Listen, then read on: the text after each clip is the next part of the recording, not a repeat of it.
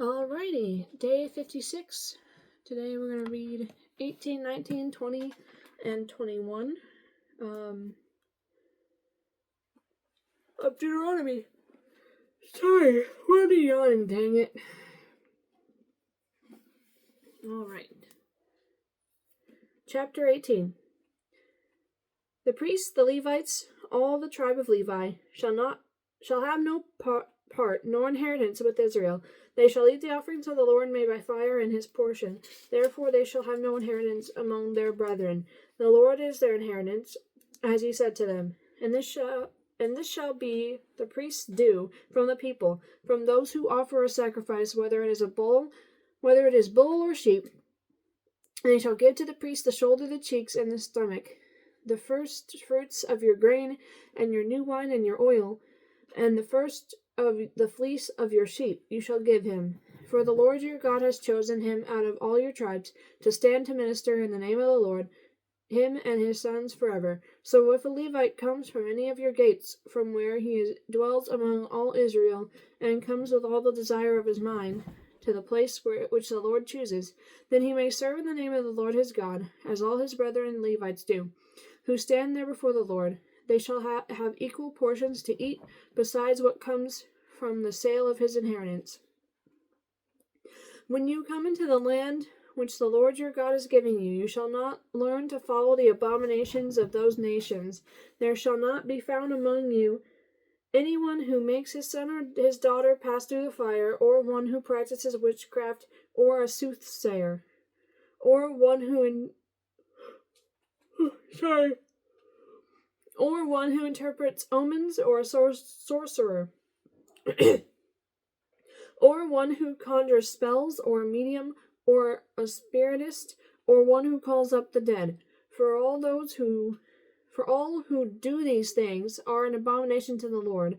And because of these abominations, the Lord your God drives them out from before you. You shall be blameless before the Lord your God. For these nations which you will dispossess listen to soothsayers and diviners. But as for you, the Lord your God has not appointed such for you. Hi, Michi. He's kind of grabbing my arm with his paws. He's so cute. Ow, okay, you can't bite.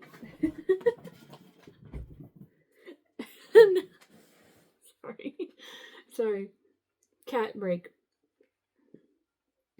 Verse 15. The Lord your God will raise up for you a prophet like me from your midst, from your brethren. Him you shall hear, according to all you desired of the Lord your God in Horeb, in the day of the assembly, saying, Let me not hear again the voice of the Lord my God.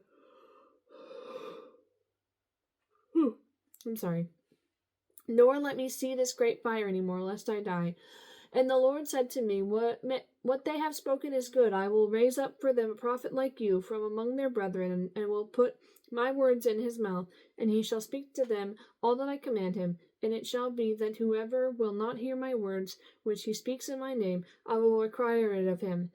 But the prophet who presumes to speak a word in my name, which I have not commanded him to speak, or who speaks in the name of other gods, that prophet shall die.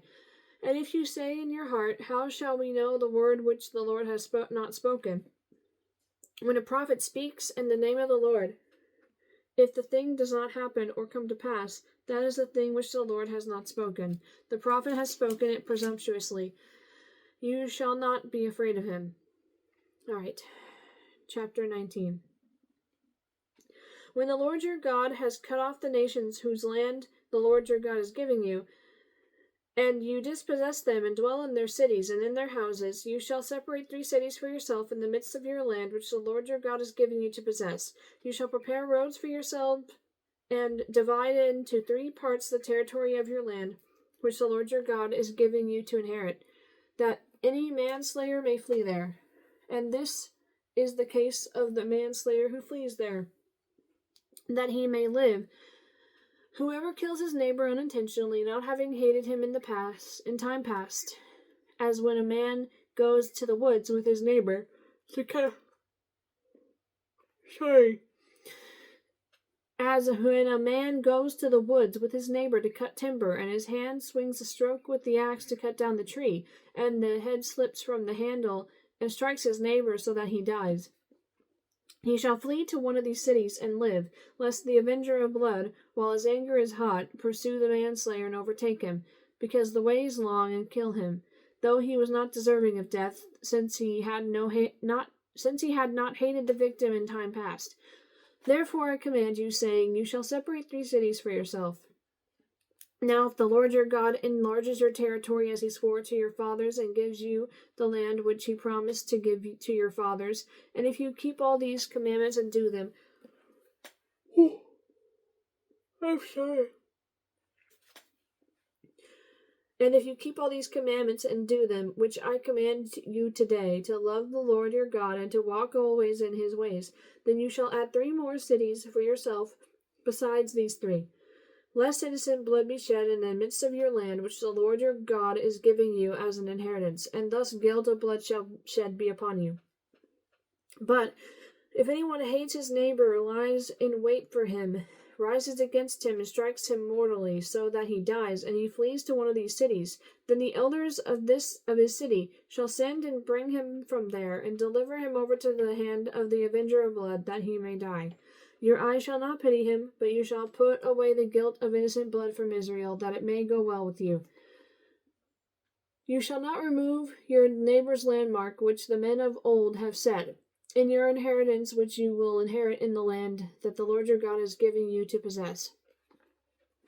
1 witness shall not rise against a man concerning any iniquity or any sin that he commits. By the mouth of 2 or 3 witnesses the matter shall be established. If a false witness rises against any man to testify against him of wrongdoing, then both men in the controversy shall stand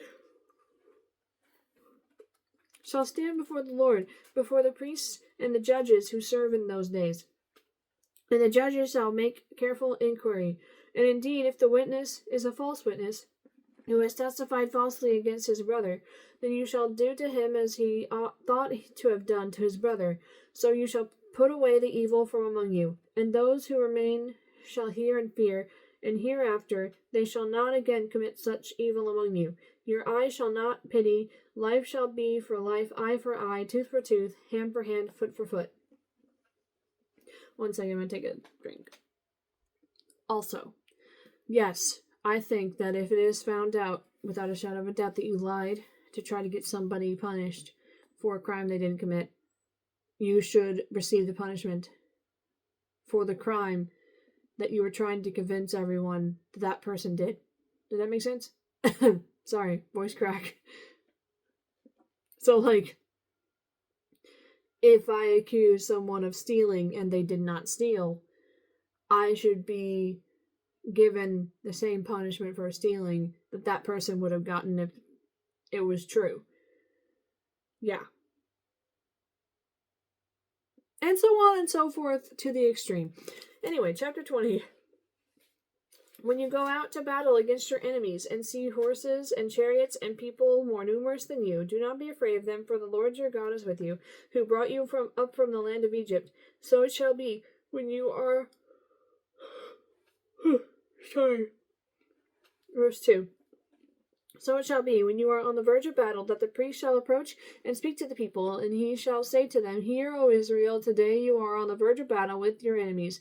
Do not let your heart faint, do not be afraid, and do not tremble or be terrified because of them, for the Lord your God is he who goes with you, to fight for you against your enemies, to save you. Then the officers shall speak to the people, saying, What man is there who has built a new house and has not dedicated it?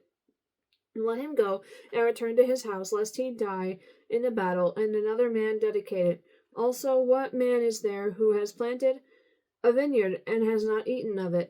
Let him go and return to his house, lest he die in the battle, and another man eat of it.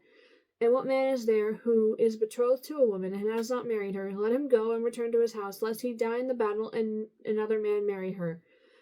The officers shall speak further to the people, and say, What man is there who is fearful and faint-hearted? Let him go and return to his house, lest the heart of his brethren faint, like his heart. And so it shall be, when the officers have finished speaking to the people, that they shall make captains of the armies to lead the people. When you go near a city to fight against it, then proclaim an offer of peace to it. And it shall be that if they accept your offer of peace and open to you, then all the people who are found in it shall be placed under tribute to you and serve you. Now if the city will not make peace with you, but war against you, then you shall besiege it. And when the Lord your God delivers it into your hands, you shall strike every male in it with the edge of the sword, but the women, the little ones, the livestock, and all that is in the city, all its spoil, you shall plunder for yourself, and you shall eat the enemy's plunder with the Lord, which the Lord your God gives you. Thus you shall do to all the cities which are very far from you, which are not of the cities of these nations, but of the cities of these peoples, which the Lord your God gives you as an inheritance. You shall let nothing that breathes alive. Sorry, I butchered that. You shall let nothing that breathes remain alive, but you shall utterly destroy them, the Hittite and the Amorite and the Canaanite and the Perizzite and the Hivite and the Jebusite, just as the Lord your God has commanded you, lest they teach you to do according to all their abominations which they have done for their gods, and you sin against the Lord your God. When you besiege a city for a long time, while making war against it to take it, you shall not destroy its trees by wielding an axe against them. If you can eat of them, do not cut them down to use in the siege, for the tree of the field is man's food. Only the trees which you know are not trees for food you may destroy and cut down, to build siege works against the city that make war with you, until it is subdued. Okay. That was chapter 20. Let me take another drink. Alright, chapter 21. If anyone is found slain, lying in the field in the land which the Lord your God is giving you to possess, and it is not known who killed him, then your elders and your judges shall go out and measure the distance from the slain man to the surrounding cities. And it shall be that the elders of the city nearest to the slain man will take a heifer which has not been worked and which has not pulled with a yoke. The elders of that city shall bring the heifer down to a valley with flowing water, which is neither plowed nor sown, and they shall break the heifer's neck there in the valley. Then the priest, the son of Levi, shall come near, for the Lord your God has chosen them to minister to him, and to bless in the name of the Lord. By their word every controversy and every assault shall be settled. And all the elders of that city nearest to the slain man shall wash their hands over the heifer whose neck was broken in the valley. Then they shall answer and say, Our hands have not shed this blood, nor have our eyes seen it. Provide atonement, O Lord, for your people Israel, whom you have redeemed, and do not lay innocent blood to the charge of your people Israel. An atonement shall be provided on their behalf for the blood. So you shall put away the guilt of innocent blood from among you when you do what is right in the sight of the Lord. When you go out to war against your enemies, and the Lord your God delivers them into your hand, and you take them captive, and you see among the captives a beautiful woman, and desire her, and would take her for your wife, then you shall bring her home to your house, and she shall shave her head and trim her nails. She shall put off the clothes of her captivity, remain in your house, and mourn her father and her mother a full month. After that you may go in to her and be her husband, and she shall be your wife. And it shall be, if you have no delight in her, then you shall set her free. But you certainly shall not sell her for money. You shall not treat her brutally, because you have humbled her. If a man has two wives, one loved and the other unloved, and they have borne him children, both the loved and the unloved, and if the firstborn son is of her who is unloved, then it shall be, on the day he bequeaths his possessions to his son, that he must not bestow firstborn status on the son of the loved wife in preference to the son of the unloved, the true firstborn. But he shall acknowledge the son of the unloved wife as the firstborn by giving him a double portion of all that he has, for he is the beginning of his strength. The right of the firstborn is his. If a man has a stubborn and rebellious son who will not obey the voice of his father or the voice of his mother, and who, when they have chastened him, will not heed them, then his father and his mother shall take hold of him and bring him out to the elders of his city, to the gate of his city. And they shall say to the elders of his city, This son of ours is stubborn and rebellious. He will not obey our voice. He is a glutton and a drunkard. Then all the men of his city shall stone him to death with stones. So you shall put away the evil from among you, and all of Israel shall hear and fear. Wow, that's kind of harsh. If a man has committed a sin deserving of death, and he is put to death, you hang him on a tree. His body shall not remain overnight on the tree, but you shall surely bury him that day, so that you do not defile the land which the Lord your God is giving you as an inheritance, for he who is hanged is accursed of God. All right. Tomorrow we'll read 22, 23, and 24. Let me get the cat. He's upset. I disrupted. I moved him from his spot. Poor baby. You can go back there now. I love you, Michi.